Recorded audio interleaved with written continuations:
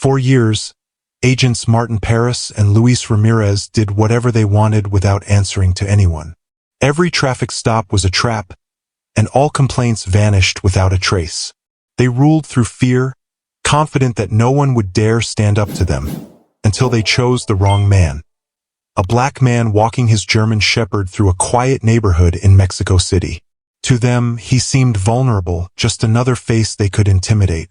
If he refused to comply or question their authority, things escalated quickly. Harsh words turned into threats, and before they could even detain him, threats became violence. When his dog took a single step forward, one of the agents reached for his weapon. Meanwhile, Andres Solis, a former member of an elite special forces unit with nothing left to lose, was on his way to settle a score. The agents thought they understood power, believing their badges made them untouchable. But they had no idea what was coming. Justice would be swift and merciless. Just before things turned ugly, someone watching the scene asked viewers to subscribe. The evening light cast long shadows over the quiet neighborhood street, with golden sunlight filtering through the trees that lined the freshly paved sidewalks. Rex's paws rhythmically tapped the concrete, his ears twitching in sync with the distant hum of a lawnmower and the occasional chirp of hidden birds.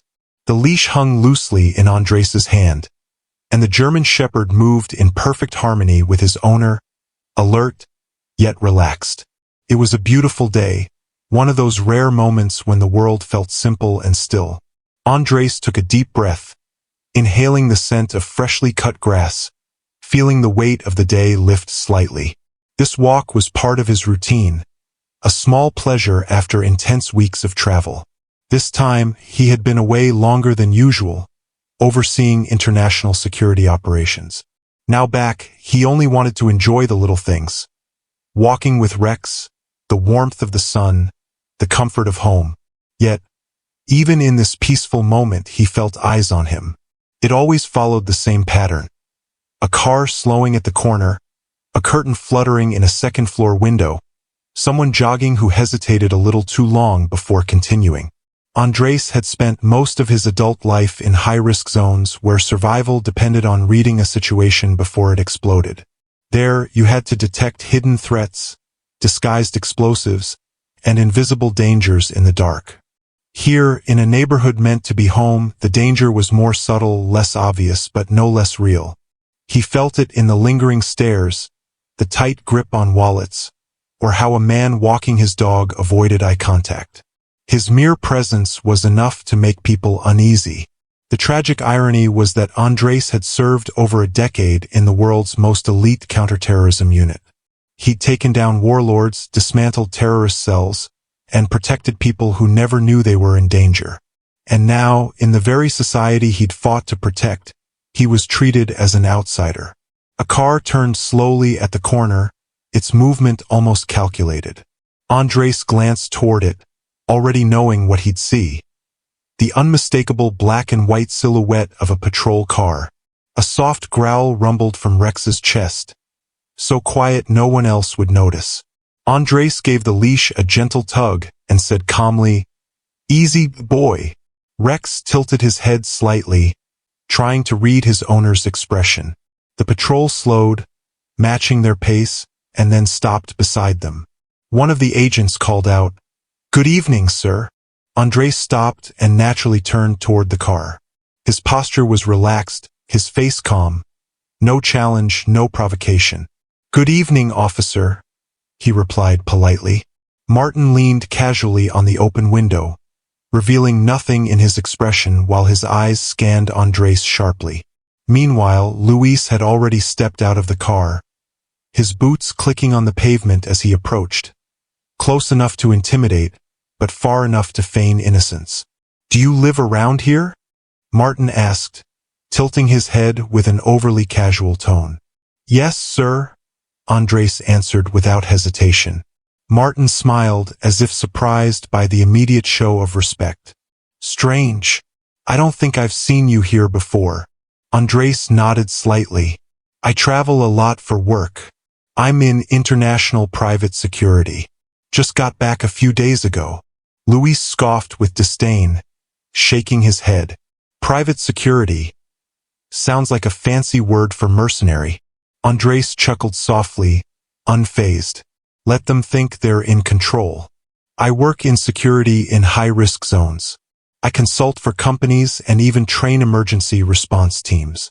Martin nodded slowly, but his eyes grew more suspicious. We got a call about someone acting suspicious in the area, so we're just checking things out. Andres raised an eyebrow, keeping his voice calm. Seriously? I didn't know walking a dog looked suspicious. Martin smirked. You'd be surprised what people find odd these days. Luis stepped a bit closer, glancing down at Rex, who stood still, watching the agents with silent intensity. Big dog, he said with fake interest. Is he well trained? Yes, sir. Very well trained, Andres replied. For what exactly? The question lingered in the air. Andres didn't change his relaxed posture. I know where this is going. Obedience and protection, he said calmly. Luis nodded slowly, considering the words, while Martin added, We need to see your ID. That's not a request. It's an order. Andres knew his rights. He could ask questions, refuse, or stand his ground. But he also knew exactly who he was dealing with. Of course, he said evenly, reaching into his pocket. Rex growled quietly and stepped slightly forward. Martin's eyes narrowed, noticing the dog's movement. Andres caught the subtle twitch of Martin's fingers near his waistband. Hold on a second, Luis snapped. Maybe you should keep that dog under control. Andres clenched his jaw slightly, but his voice stayed calm. Rex is fine. He's very well trained. Martin chuckled softly. We'll see, he muttered, sensing that something was about to go wrong. Andres carefully pulled out his wallet and held it out. Martin barely glanced at it and gestured with his hand. I think we need you to come with us to answer a few questions. Andres exhaled slowly, giving them no reason to react. He gently tugged the leash, signaling Rex to walk with him. Keeping calm, he moved forward. It was in that very moment that everything began to change. With calculated calm, Andres stepped closer, holding out his wallet for inspection while keeping Rex leashed. Though his posture remained the same, Rex's body tensed slightly, a subtle shift only Andres would notice. He felt the weight of the agent's critical stares as they watched his every move. Martin's smile barely hid his intention to control the situation strictly. Luis took the wallet with arrogant carelessness, flipping it open as if expecting to find something incriminating inside. His fingers ran over the ID, his lips curling for a moment before handing the wallet back. Look at that, Luis said, shaking his head. We've got ourselves a real soldier here. Martin took the wallet and looked it over without much interest. Ex-Special Forces, he muttered, with a hint of disdain in his voice, as if Andres's service wasn't even worth the minimum respect. Andres didn't react. He had learned long ago that men like this fed off a response. Any sign of irritation or defiance would only escalate things. So he remained calm, polite, and unshakable. I served my country, he said evenly. Now I work as a private security consultant. As I mentioned before. Martin gave a short laugh, shook his head, and handed the wallet back in a way that forced Andres to step closer. It was a subtle move, one that Andres recognized immediately. He took the wallet and put it away without breaking eye contact. See, that's the thing, Martin said. I see a guy walking around a neighborhood where no one seems to know him, and people get nervous when someone doesn't fit in. I belong here, Andres replied directly. I live here. Martin crossed his arms and stepped in even closer. Then you won't mind answering a few more questions, right? Andres stood his ground, neither advancing nor retreating. I believe I've already answered enough, Luis muttered, adjusting his belt. I don't know, Martin. Something about him rubs me the wrong way. He seems tense. Don't you think? Martin gave a slight smirk, as if hiding something. Andres took a deep breath, recalling every encounter he'd faced since '01, from armed insurgents to criminals who would rather die than surrender. In none of those situations had he felt this kind of pressure, like iron coils tightening around his chest. Even after fighting in some of the most dangerous regions on Earth, here, in the very neighborhood he had sworn to protect, he was being treated like a threat. And Rex felt it too. The dog was trained to pick up on tension, to read danger in microexpressions, posture, breath. Rex was alert, sensing the shift. But Andres remained still. Martin noticed the tension. "You got control over your dog?" he asked, nodding slightly toward Rex. Andres gently tightened the leash. "He's fine. He's trained to protect and obey without hesitation." Luis narrowed his eyes. "Yeah? Trained for what exactly?" "To protect. To maintain security," Andres replied, voice steady. "He obeys commands, no hesitation." Martin whistled softly, shaking his head. "A dog trained to attack. That can get dangerous. What happens if he snaps?" "He wasn't trained to attack," Andres corrected calmly. "He was trained to defend." Martin's grin widened. "Then who exactly are you expecting to defend yourself from?" The question hung heavy in the air. Andres said nothing. Luis sighed, shaking his head. "I don't know, Martin. This guy's got a huge dog, isn't answering our questions, and seems way too on edge." He stepped forward, intentionally shrinking the space between them. "Might be better if we bring him in, just in case." Andres felt Rex tense beside him. The leash tightened slightly, the dog subtly shifting its stance, ready for anything. That split second just before things spiral. "There's no need," Andres said calmly. "I've cooperated. Showed my ID. There's no reason to detain me." Luis exaggerated a shrug. "Maybe, but I don't like how this is going. We need to be sure everything checks out." Martin tilted his head. "Turn around and put your hands behind your back. Just for safety, you understand." Andres clenched his jaw, but kept his tone level. "I haven't done anything wrong." Martin smiled wider, stepping closer. "Then you've got nothing to worry about." It was a test, a clear provocation. Suddenly, Luis grabbed Andres's arm, and Rex let out a low growl, a warning. The agent's hands flew toward their weapons. Instinctively, Andres broke the grip without using force, keeping hold of Rex's leash. "Wait!" he snapped, firm and commanding. "Rex is reacting because you are being aggressive. Leave him alone." But they weren't listening. Luis already had his gun drawn, face contorted with fear disguised as control. "Drop the dog now," Martin barked, stepping back, his hand hovering near his holster. Rex didn't move, though his body was rigid. His instincts were fired up. Andres's heart slowed. Training took over. He ran every outcome in his mind in seconds, knowing none of them ended well. He slowly raised his hands, palms out. "Listen to me. I live here. You've already seen my ID. My address is right there." Rex stayed still, though Andres felt the leash twitch in his grip, the dog sensing every flicker of danger in the air. This wasn't a routine check. It never was. Guns drawn, voices rising. This had already been decided. Martin's smile faded, replaced by cold calculation. "Then keep your dog under control," he ordered, his voice tight. "He is," Andres said. "He hasn't moved. He's on a leash, trained. He hasn't attacked.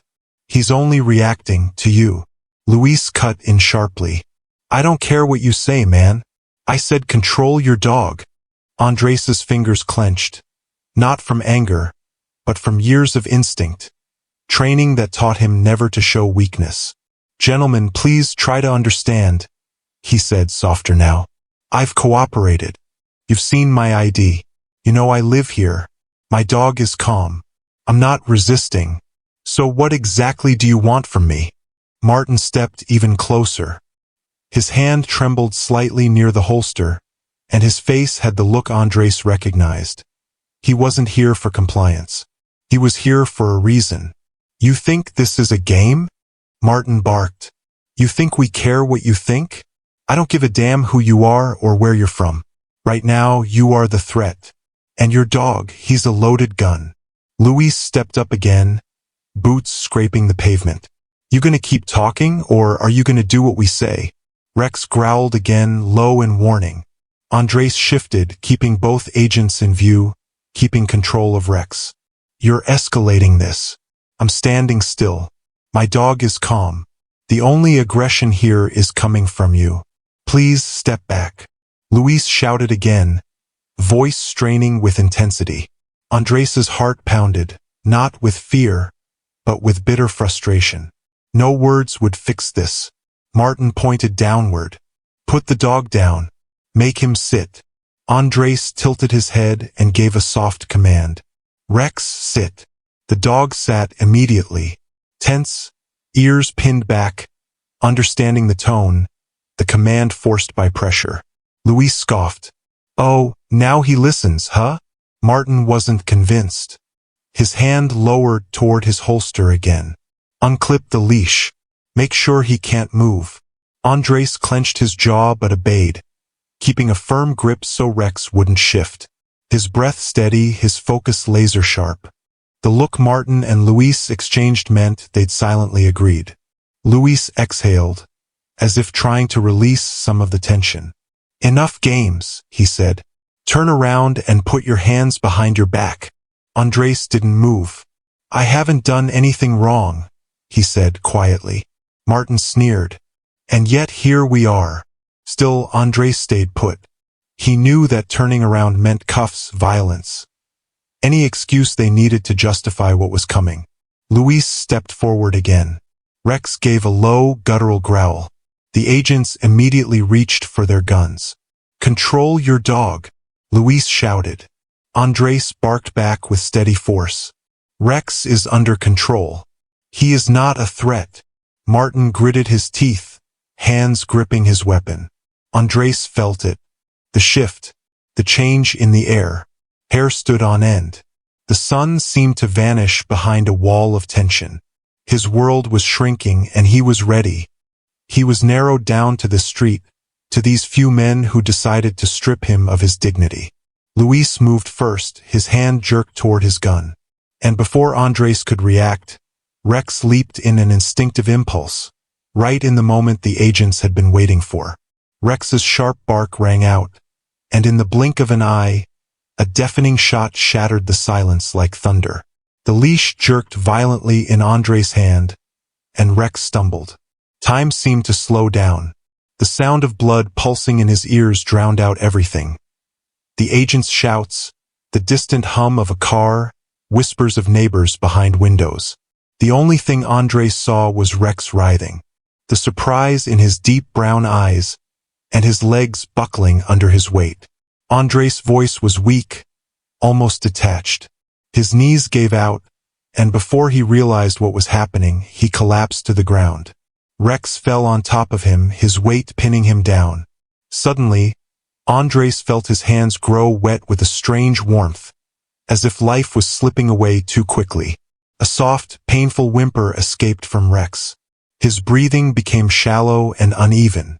Luis still had his gun drawn, his face showing a mixture of arrogant satisfaction and feigned surprise. Martin just shook his head, exhaling through his nose as if to say, "I told you he was a problem." Andres barely heard their voices. Silence reigned within him. He could hardly sense the rapid footsteps on the pavement, the crackle of a distant radio. His mind focused only on the weight in his arms, on Rex's final labored breaths. His partner, his friend, his protector, fighting the inevitable, refusing to surrender despite his weakening body. "Stay with me, Rex. Don't leave me," Andres whispered hoarsely, desperately pressing his hands to the wound as hot blood seeped between his fingers, soaking his clothes and skin, staining the ground a bright red. Rex looked at him, alert, searching for a command that never came.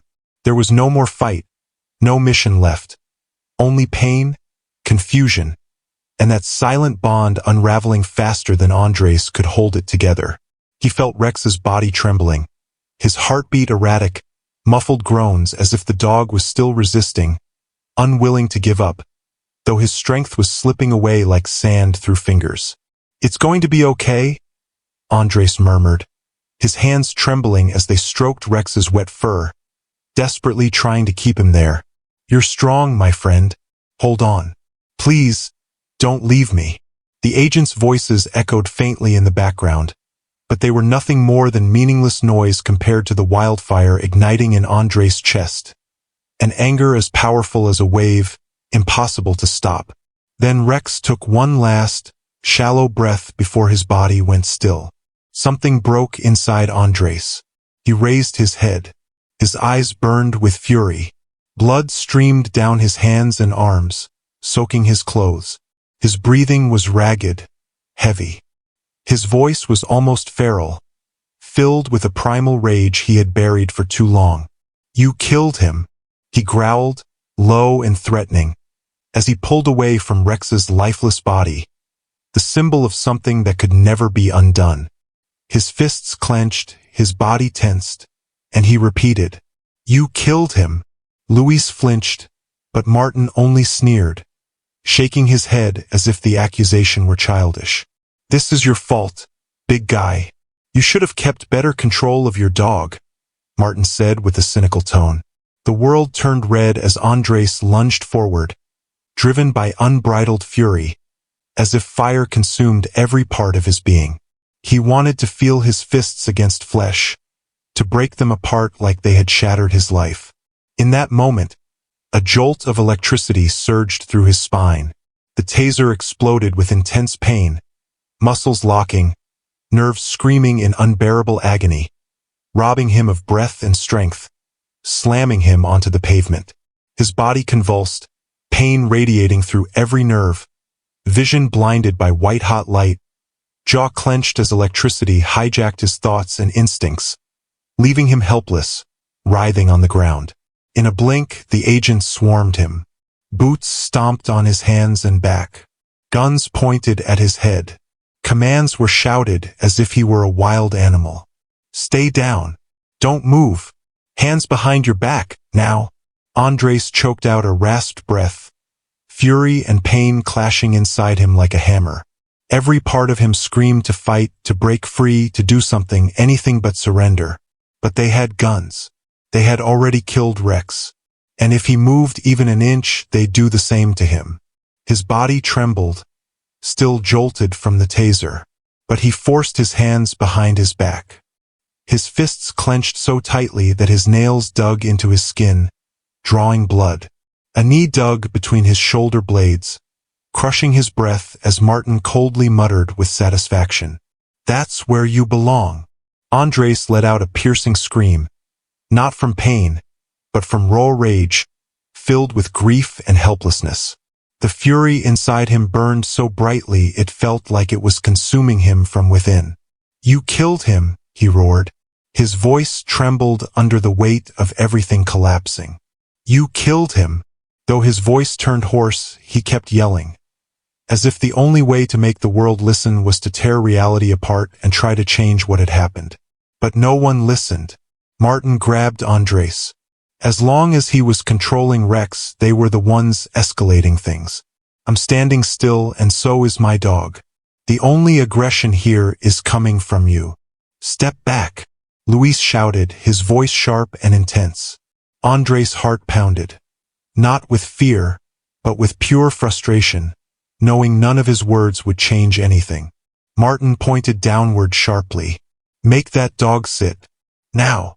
Andres lowered his head and softly commanded, "Rex, sit." Rex immediately sat down. His body was tense but obedient. His ears folded back, as if he understood the command was forced. Luis scoffed and shook his head. "Oh, now he listens, huh?" Martin remained unsatisfied. His hand dropped closer to his holster as he barked, "Unclip the leash. Make sure he can't move." Andres clenched his jaw but obeyed, holding Rex firmly to keep him still. His breathing was steady, focus unshaken. A silent exchange of glances between Martin and Luis meant they had reached an unspoken agreement. Luis sighed deeply, releasing some tension, and said, "Enough games. Turn around and put your hands behind your back." Andres remained still and quietly replied, "I didn't do anything wrong." Martin smiled mockingly. "And yet, here we are." Andres didn't move. He knew that if he turned, they'd handcuff him and force him down, using any excuse to justify it, even though he had done nothing wrong. Luis gave another order, stepping forward, just as Rex growled deeply. Both agents instantly reached for their weapons. "Control your dog," Luis yelled.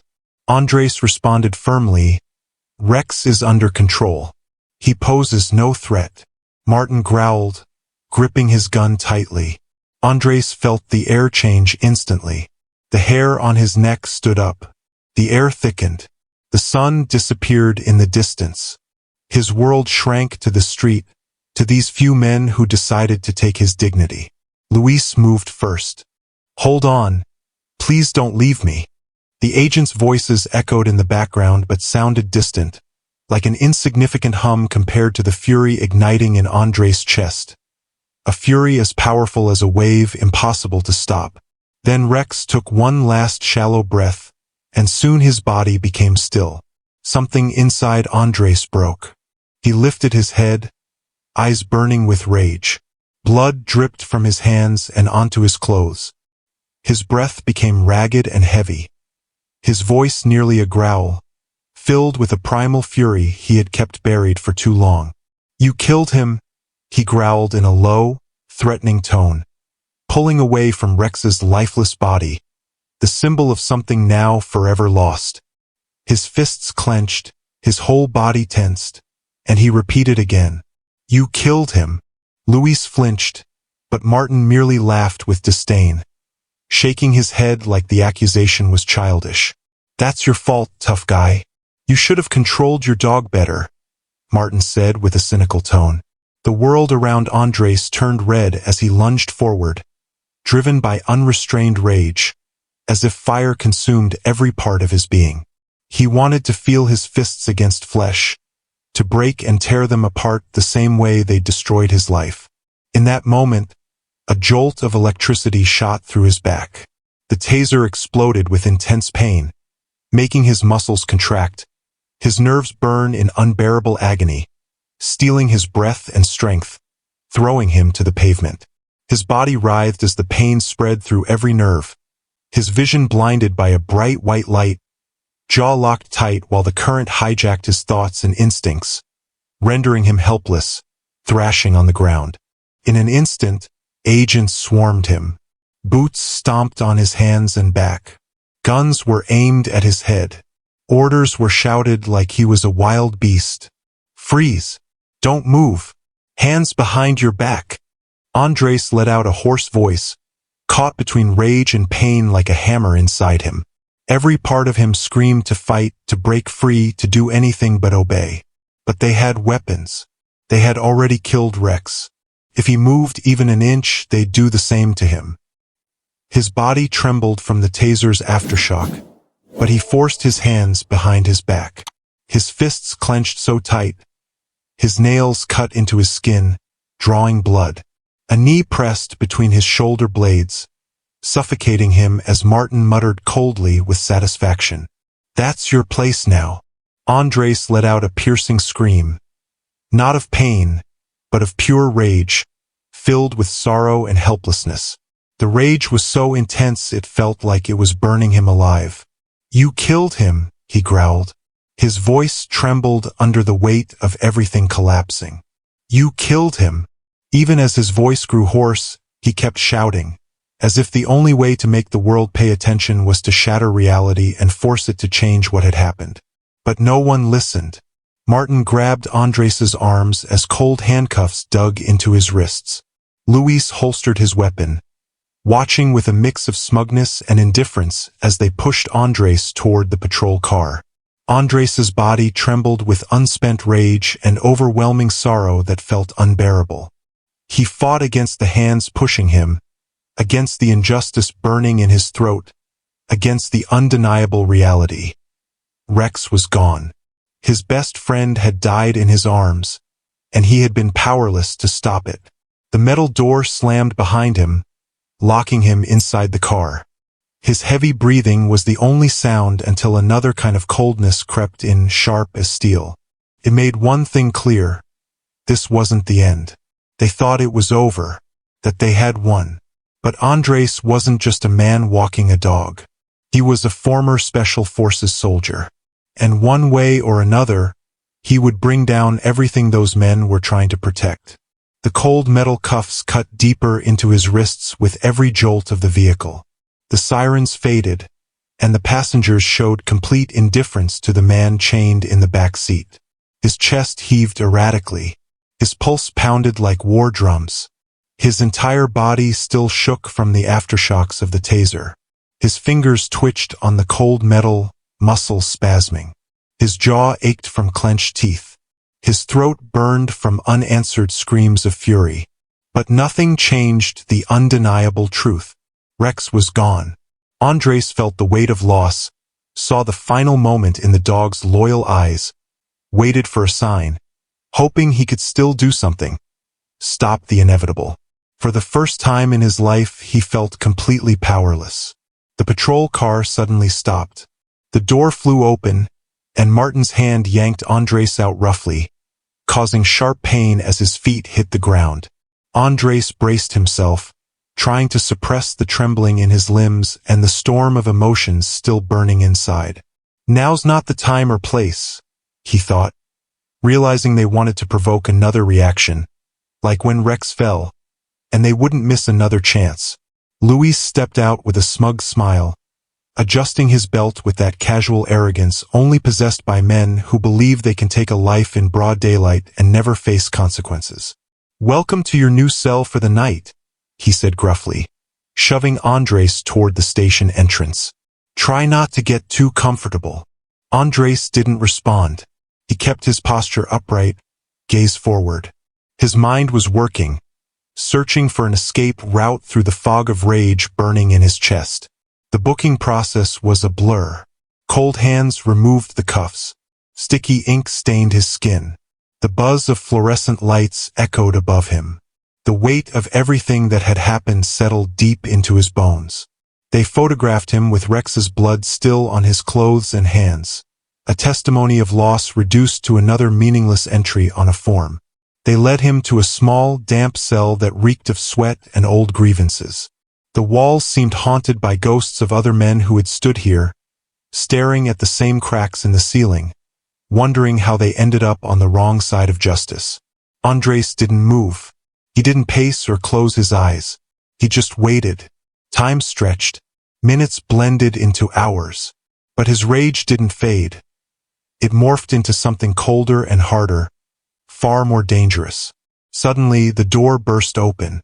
A firm voice, filled with barely contained fury, echoed in the room. "Let him go. Now." Andres slowly exhaled as his sister, Mariana, entered the cell. Her heels struck the floor like gunshots. Her presence so commanding even the agents accompanying her hesitated to argue. Dressed in a sleek, modern suit, her gaze was sharp enough to cut steel. "Enough with holding him," she shouted, throwing a stack of papers at one of the agents without even looking him in the eyes. "If you don't release him right now, you're looking at the biggest lawsuit you can imagine." Martin appeared in the doorway, arms crossed, offering a fake smile. "Darling, we were just talking to your brother. There was a small misunderstanding." Mariana spun around so fast her hair barely kept up, and replied, "A misunderstanding? Is that what you call it when you have guns in your hands?" Luis leaned on the doorframe with his smug grin. "We had to ensure the situation didn't spiral out of control." Mariana laughed, cold and humorless. "So you shot a dog, beat him, and threw him in jail just because you don't think he belongs in his own neighborhood?" Martin shrugged. "Could have been worse." The temperature in the cell dropped immediately. Finally, Andres spoke in a low voice, more serious than at any point that night, just enough to make Martin's smile twitch. "This will cost you," he said. For the first time, the agents hesitated for a second. Then Martin scoffed and shook his head. "Take him home, counselor. But I'd advise he stays quiet. There's no room for troublemakers in this city." Mariana's eyes burned, but she didn't answer. Instead, she turned to Andres and gripped his hand tightly, the first sign of support he had felt since this nightmare began. "Let him go," she said softly. Andres allowed himself to be led out of the cell, past agents who barely looked at him, past walls that already seemed to have erased him from memory, past people who thought they'd won the battle. The fresh night air hit his face but brought no relief. Nothing could bring peace now. Mariana sighed, running a hand over her face and stepping closer. "You haven't slept, have you?" she asked gently. Andres said nothing. "And you haven't eaten either," she added. She gently exhaled, not receiving a response, and moved even closer. "I know what you're thinking." It made Andres let out a soft, humorless chuckle, barely a laugh. Finally, he lifted his gaze to her. Tired, dark, empty eyes, ones he had never shown before. "You?" Mariana hesitated. Her eyes held something unreadable. "We've always been so close, understood each other like few siblings do. But now, looking at you, I'm not sure I recognize you." "I know you," she said softly. "I know that when something breaks, when something is wrong, you fix it. If there's an enemy, you eliminate it. That's always been your way. And that made you so good at what you do." Her voice softened, and she added, "But this isn't a battlefield, Andres." He clenched his jaw. "It feels like one," he admitted. Mariana moved even closer, lowering her voice as if only gentleness could bring him back. "Listen, the system is slow, but it's not useless. We'll file the case. I have contacts in the press, with activists, with oversight groups. This won't disappear. People will know what happened, and the pressure will force them to act." Andres didn't look away. "No, that's not going to happen," he said. "It will," Mariana insisted, clenching her fists. "The internal investigation is already closed." "What did they say?" Andres asked, voice cold and almost detached, a contrast to the fire in his eyes that finished the sentence. "This morning, no charges of abuse of power, no sanctions. They simply justified the use of force." Mariana tensed, her face shifting between disbelief and fury. She walked to the window, pressing her hand to her forehead like she was holding back words ready to burst. "Of course. As always," she muttered. Then she spun around and said sharply, "That doesn't mean it's over. We can appeal. Go higher. Do whatever it takes." "No, Mariana," Andres replied firmly. "You can't ask me to wait and believe that this same system, the one that let them walk away unpunished, is suddenly going to hold them accountable. It never has. You're saying that if I stay quiet, maybe in 6 months or a year, there'll be a hearing, some punishment, maybe even forced resignation. But you and I both know how that ends." Mariana swallowed hard, her eyes gleaming with a mix of anger and sadness. "At least we have to try." "I already did," Andres said quietly. "From the very first moment they cuffed me. When I told them I lived here. When I showed my ID. When I stayed calm, polite, didn't resist, begging them to see me as a human being. I tried, Mariana, but Rex is dead, and I ended up in jail." Mariana clenched her jaw, her eyes full of disappointment and pain. Andres slowly leaned back and exhaled deeply. "I can't keep trying anymore." Mariana sat across from him, staring at him. "What are you saying?" she asked, tilting her head like she was weighing every word before leaving.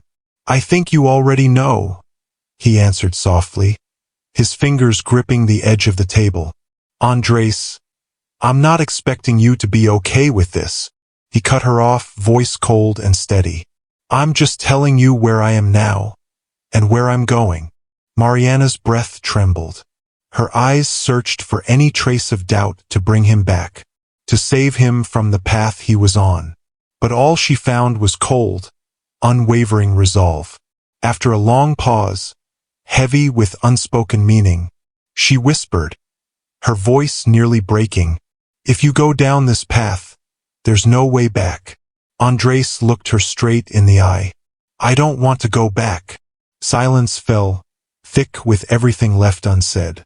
Finally, Mariana exhaled calmly, smoothed her suit with steady hands, and said, "I'll call you tomorrow." Andres nodded.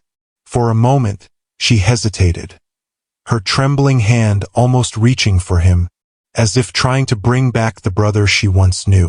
But then she turned and walked out. Andres waited until he heard her car engine start. Only then did he rise. He walked into the kitchen and stopped by Rex's leash. He ran his fingers over the worn leather, feeling the weight of memories in every inch. Slowly, he picked up the leash and clenched it in his hand. It was no longer just a leash. It was a symbol, a promise. A war was coming, and Andres was ready. Far from the well-lit streets on the edge of Mexico City, where a badge still held weight, there was a bar in a well-known neighborhood where no one cared that Andres was an ex-cop. There, he could be himself, impulsive, confident, fearless. Andres had been watching Roberto for days. How he always sat in the same corner. How he got too close to women who weren't his wife. How he drank too much and drowned in his vices, never suspecting he was being followed. Andres sat in a dark corner of the bar, hood down, drink untouched, watching Roberto stumble through another night of indulgence. Roberto was too predictable, and that predictability was a weakness Andres intended to use. He parked in the back alley. No cameras, dim lighting, perfect for disappearing unnoticed.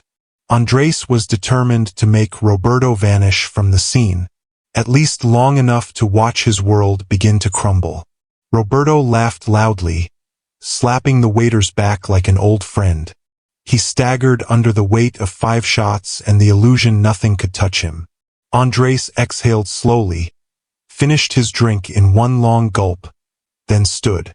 He let Roberto go first, allowing him to bask in the false sense of safety the familiar environment gave him. Roberto didn't even look back as he walked toward the back door, mumbling to himself. He pushed the door open and stepped into the dark alley. The moment it closed behind him, the game changed. Andres followed, silently, like a shadow, with steady breath, calm pulse, and tense muscles, ready for action the way only someone who's seen the worst can be. Roberto started fumbling for his keys, cursing when they slipped and bounced off the concrete. He bent down to pick them up, muttering in frustration. Suddenly, Andres, with a precise kick to the ribs, Andres knocked Roberto off his feet, and he crashed onto the pavement, his head hitting the ground with a loud thud. Roberto let out a sharp cry, arms flailing in confusion. Before he could recover, Andres's boot, with a steel toe, slammed into his stomach, knocking the wind out of him and leaving him gasping like a fish out of water. There was no doubt. Andres moved with the cold precision of someone used to fighting for his life. He grabbed Roberto by the neck, lifted him, and in a brutal motion, slammed him back down so hard that Roberto's head bounced off the asphalt, leaving him so disoriented he couldn't even defend himself. Roberto groaned, body limp, hands weakly grabbing at Andres's arms. Leaning close, Andres whispered in a quiet and threatening tone into Roberto's ear, "You don't have the right to know who I am." Roberto flinched, and Andres let him go, watching as he collapsed once again to the sidewalk. Andres stood over him, watching Roberto desperately try to catch his breath. He leaned in again, this time speaking with an almost sinister tone. "Feels good being the judge, jury, and tears, doesn't it? Easy when you have a badge and a system that always protects you, huh?" Roberto clenched his fists with a shaky breath. "You're done. You hear me?" he muttered, his voice trembling with pride. Suddenly, another brutal punch landed, splattering blood across the ground. "That's for all my brothers and sisters," Andres growled, every word heavy with vengeance for those they had harassed and beaten. Roberto choked, spitting blood onto the sidewalk, his body curling in on itself. Andres let the silence stretch for a moment, allowing the pain to settle before speaking again. His voice soft but firm. "This is the last time you get away with it. After tonight, I'll take your job, your reputation, your family, and even your sense of safety. And when there's nothing left, you'll wake up every day knowing that I'm out there watching." Roberto gasped unevenly as Andres leaned in even closer. "This is just the beginning." And just as suddenly as he had appeared, Andres vanished. Roberto was left lying on the ground, bleeding and shaking. His heart pounded with a fear he had never known before. For the first time in his life, he was the hunted. Pain surged through parts of his body he had never thought about before. The same pain he once inflicted on others was now his own. The sidewalk felt like quicksand. Every movement reminded him of every blow. His ribs ached with each shallow breath, his face drenched in blood, and his head throbbed so hard he feared passing out. Shaky fingers dug into the pavement as he tried to stand. The streetlights blurred into orange halos, and his heart thumped so loud it drowned out the faint noise of passing traffic. The alley was completely silent. Whoever had done this was long gone. But Roberto felt no relief. The attacker's words echoed in his mind, sharper than any punch. "This is the last time you get away with it. After today, I'll take everything from you." A ragged breath escaped his lips, his stomach twisting not just from the physical pain, but from something deeper, emotional. The voice of the attacker had a disturbing confidence. These weren't empty threats, they were promises. And the most terrifying part? Roberto believed them. With a pained groan, he forced himself to stand. His legs trembled. He leaned against a brick wall, fingers fumbling for his phone. Despite the cracked and bloodied screen, it still worked. He dialed. After 2 rings, a tired voice answered. "Shit, Roberto. It's the middle of the night. What happened to you?" "I need backup," Roberto barely managed to say. There was silence, then a sigh. "Where are you?"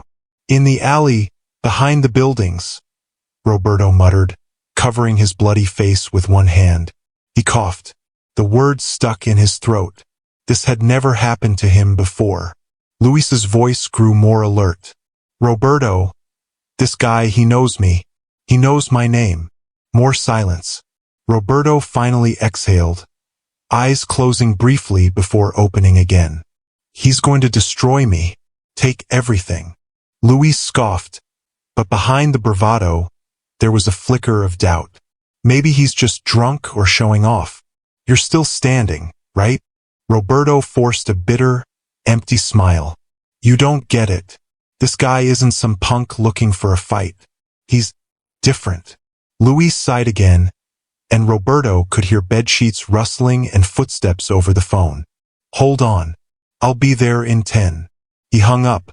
Roberto leaned against the wall, staring up at the dark sky, feeling something new in his chest. It wasn't just pain or anger. It was pure fear. For the first time, he had lost control. Luis arrived on time, parking an unmarked car.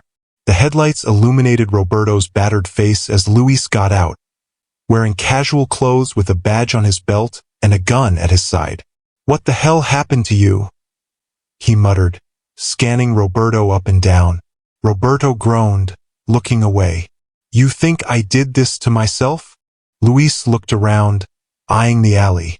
"You said you didn't see his face, right?" "No," Roberto replied, rubbing his aching fingers. "He came out of nowhere, fast. Attacked with military precision." Luis frowned. "So, a vet with a grudge?" Roberto exhaled sharply. "I don't know. But this isn't just some guy looking for trouble. He knew about us. He knew what we did." Luis's face darkened, his voice tightening. Then we'll find him. Roberto laughed bitterly. And how exactly are we going to do that? We don't even have a description. Luis leaned in, voice low and threatening. When someone comes for us, we give him a lesson. If he left you alive, that was a mistake. A chance. Roberto stayed silent for a moment, then straightened up. Yeah, you're right. Luis looked at his phone. I'll make a few calls. See if I can find anything.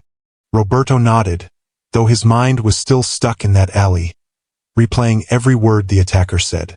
This is just the beginning, Luis said, clapping Roberto on the shoulder. The contact was barely there, but somewhere someone was already watching, waiting, planning. Roberto felt a chill that told him he had already lost control. Meanwhile, Andres was across the street, already anticipating their next moves. What interested him most was how the agents would react. He foresaw the panic, the clumsy desperation of men who believed they were untouchable, only to discover that something stronger and invisible was now hunting them. For years, they had exploited weakness, confident that their badges made them invincible, that their uniforms shielded them from consequences. But now, stripped of that confidence, they were forced to face reality. They were being hunted, and they had no idea where to start. They did what such men always do, blamed others. Andres sat in his car parked across the street. The engine was off. His seat was reclined to avoid attention. His camera recorded every move Roberto and Luis made, documenting their fear-born aggression. They weren't conducting a real investigation, no interviews, no protocols, no reports. This was pure vengeance. Roberto was still limping, a visible bruise under his neck, his face frozen in pain. But what had broken him wasn't just the violence. It was the uncertainty. He had been attacked in a way he'd never imagined, vulnerable in the dark, without seeing who hit him. That wounded more than any bruise. Finally, they stopped in front of an old boxing gym.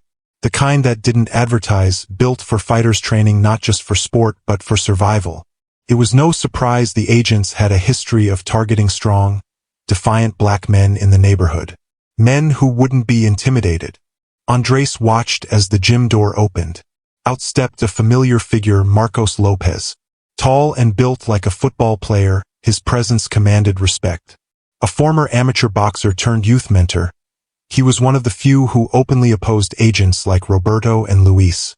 Andres remembered reading about how Marcos filed a complaint 2 years ago after being violently and unjustly detained. The charges were buried under paperwork, written off as resisting arrest. But Andres had seen the bruises, the eyebrow cut, the wrist wounds from rough handcuffing. Now Roberto and Luis stood there, glaring at him like they were looking for something, their eyes full of expectation. Andres zoomed in to capture every second of the tense confrontation. Roberto stepped in too close, arms crossed, chin raised defiantly. Luis paced back and forth, scanning the street like he was expecting someone. But Marcos showed no fear. He never did.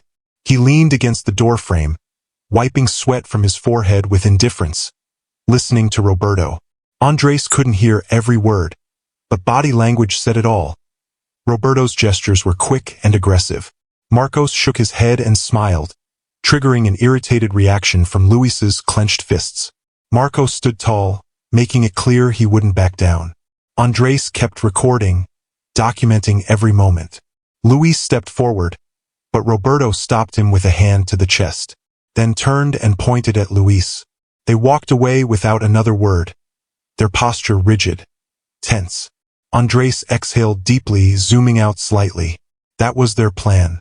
No leads, no real strategy, just wandering around, harassing the strongest black men in the community, pressuring them until someone cracked.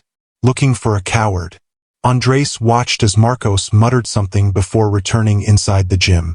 But the agents weren't done. They got into the car, and Andres followed, keeping several cars between them to avoid detection. They weren't tracking anyone with purpose, just moving recklessly. Their next stop was a housing complex, home of Leonardo Gomez. Andres knew that name. Leonardo had been another victim of Roberto and Luis's abuse. Pulled over during a fake traffic stop 6 months ago. Dragged out of his car. Accused of carrying a weapon that never existed. Arrested. Beaten at the station. Falsely charged with assault. Even though he only had minor injuries, Andres remained silent, watching as 2 agents approached the building's door, banging on it so hard that it shook. After a few seconds, the door opened and Leonardo appeared, rubbing his eyes as if he had just woken up. They wasted no time. Roberto pushed the door even harder and walked in without an invitation. Leonardo tensed. At first, there was confusion, which quickly turned to irritation, but he didn't resist. He knew it was useless. Luis followed Roberto, blocking the exit and forcing Leonardo to back into his hallway. Andres pointed the camera through the window, capturing the accusatory look on Leonardo's face. His surrendering gestures, hands raised in a universal sign of compliance, were clear. Andres pressed the record button while Roberto commented on Leonardo's hands, posture, and body structure, as if assessing whether his physical form made him guilty. Leonardo clenched his lips and then suddenly laughed. An unexpected laugh. Roberto's face darkened instantly, and Luis stepped forward, invading Leonardo's personal space. Andres took a deep breath, remaining on the sidelines. This wasn't the time to intervene, it was time to document everything. He already had what he needed. The agents were digging their own graves, and Andres was determined to make them pay. He had followed them long enough to understand their methods. Fear had turned into desperation, and desperation into recklessness. With no real suspect or clear target, they struck blindly, hoping to hit the mark. From the 3 parked cars in the distance, Andres had watched Roberto and Luis drive around town in circles, stopping only to intimidate men who had once been arrested. Men they thought might be capable of the kind of brutality that made Roberto tremble with fear. Fear made them impatient, and impatience made them sloppy. Andres already suspected what would come next. Before they even moved, they had focused on men like Marcos and Leonardo because those men represented strength, physical power for defense. But when that didn't yield results, they changed tactics and turned their attention to someone like Andres. He had seen it in the way Luis hesitated before turning onto a familiar street, and how Roberto squinted as they approached the house. They thought they were being discreet, but Andres had been waiting for this moment. He had spent 2 full nights preparing his home, not by installing obvious security measures that might raise suspicion, but by organizing everything to appear vulnerable. A half-full bottle of alcohol on the table, unopened letters scattered across the counter, a safe with the door slightly ajar, and a strategically placed can to create an impression of disorder. The cameras were perfectly placed in plain sight, yet hidden in areas no one would bother to check, thinking it a waste of time. The light in the hallway was on, and the side gate was unlocked, a silent invitation. Andres sat in the living room. His phone rested on his lap. He breathed calmly as the knocking came, firm and resolute, making him stand, moving slowly to maintain the illusion of vulnerability while the cameras recorded everything. Then came another, even louder knock. Andres opened the door and saw Roberto and Luis on the porch. "How can I help you?" he asked in a calm voice. Roberto gave a cold smile. "Mind if we come in?" he asked. Andres leaned on the doorframe. "Depends. Do you have a warrant? Or are you going to shoot me again?" Luis laughed. "You've got something to hide, huh?" Andres tilted his head, smiling faintly, trying to catch them off guard. "No, but I prefer to do everything by the book." Roberto's smile widened. "Ah, by the book? Funny, isn't it?" Andres stayed silent, observing them. Before he could say another word, Roberto placed a hand on his chest and shoved him inside. Andres stumbled over a small table, knocking over the bottle of alcohol as the door slammed shut behind them. Luis exhaled, shaking his head in disdain. "You know what's funny, Andres? We've been looking into something really interesting lately," Roberto said, circling him like a predator who already considered his prey caught. "We think this guy's not just some vagrant. He's highly trained. His movements and attacks, professional, no doubt about it." Andres stood still. Few people get that kind of training unless it's from the right place. Roberto continued. Luis leaned in and whispered, like special forces.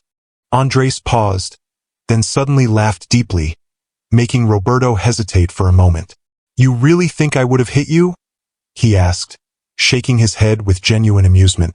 Luis clenched his jaw, but Roberto quickly recovered, tilting his head. Very interesting answer, Andres. Andres rubbed his chin, as if just a tired man in a pointless conversation. Look, honestly, I don't know what you're up to, but I have nothing to do with what happened. Roberto smirked mockingly. Well, we don't believe you. Andres already saw it. The slight shift in Roberto's shoulder, Luis's clenched fingers, and then came the first punch, hard into Andres's ribs. A sharp, brutal blow that made him groan and stumble. But he didn't fight back, he just took it, another hit in a long chain. The second blow hit his jaw, making his head snap and pain spread through his skull. His body wanted to react and counter, but he restrained himself, allowing the hits to continue. Roberto grabbed him by the neck and yanked him up. You're not that tough, are you? He whispered. Andres let his body go limp, breathing heavily, living through the moment of defeat. Luis stepped in. It's over for you, he said mockingly. Roberto shoved him hard against the wall and stepped back with a satisfied smile. Stay out of our way, Andres. If we find out you're involved, you won't like what happens next. And they left. Andres lay on the floor for several seconds. His ribs throbbed, his lips were split, and his entire body screamed from allowing it to happen. Slowly, he got up, walked to the computer, and reviewed the camera footage. Everything was there. Every moment Roberto and Luis dug their own grave was recorded. Andres sat in front of the laptop. The soft glow of the screen reflected in his eyes as he replayed the footage. The bruises on his face were already beginning to fade, but the pain in his ribs remained, a constant reminder of what he had endured. Every punch, every shove, every arrogant insult from those agents had been captured, part of the necessary plan. And now he was determined to make sure it was all worth it.